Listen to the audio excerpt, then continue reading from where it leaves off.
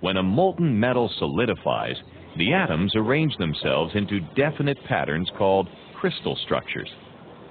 The two most common crystal structures in metals are body-centered cubic and face-centered cubic.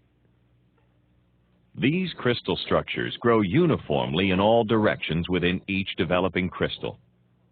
As the metal cools, these crystals are confined by the adjacent developing crystals, forming grains. The line of intersection between grains is called a grain boundary.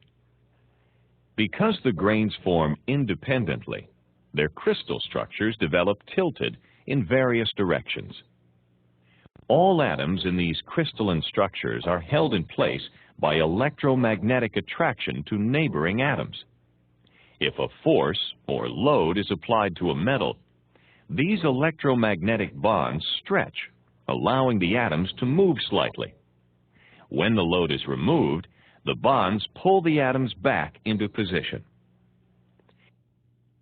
If the applied force exceeds the metal's yield strength, those electromagnetic bonds will break, causing permanent stretching or deformation. This diagram is the iron-carbon phase diagram.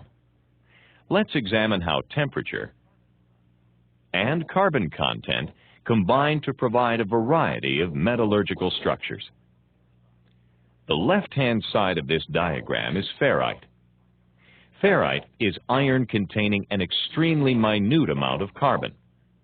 At room temperature, ferrite is magnetic, relatively soft, and has a body-centered cubic crystal structure. At room temperature, the solid solubility, or the amount of carbon that can be dissolved in ferrite, is practically zero. The amount of carbon dissolvable in ferrite increases to only a maximum of 0.025% at 1,333 degrees Fahrenheit. When heated to 1,670 degrees Fahrenheit, ferrite's body-centered cubic crystal structure rearranges itself into a face-centered cubic structure, known as austenite. This transformation to austenite is an important phase in the heat treatment of steels. Austenite's crystal structure allows it to absorb up to 0.80% of carbon at 1,333 degrees Fahrenheit, increasing to a maximum of 2.0% at 2,066 degrees Fahrenheit. The right-hand side of this iron-carbon phase diagram represents cementite, also known as iron carbide. Cementite contains 6.67% carbon.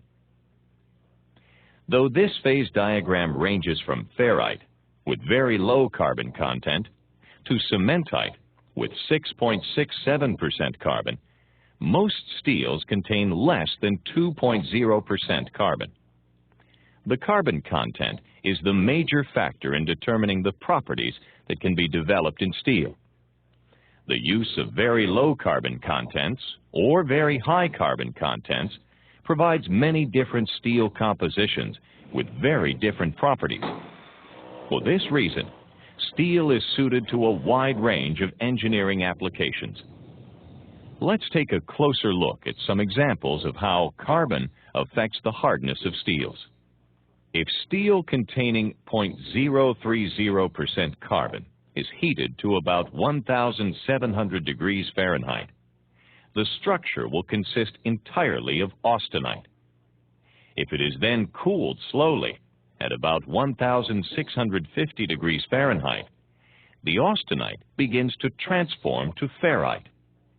As cooling continues, more and more ferrite is formed, until at 1,333 degrees Fahrenheit, the remaining austenite transforms completely.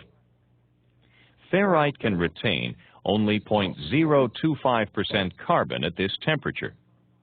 So to accommodate the carbon in excess of this amount, the remaining austenite transforms to a mixture of ferrite and cementite in alternating thin, plate-like layers.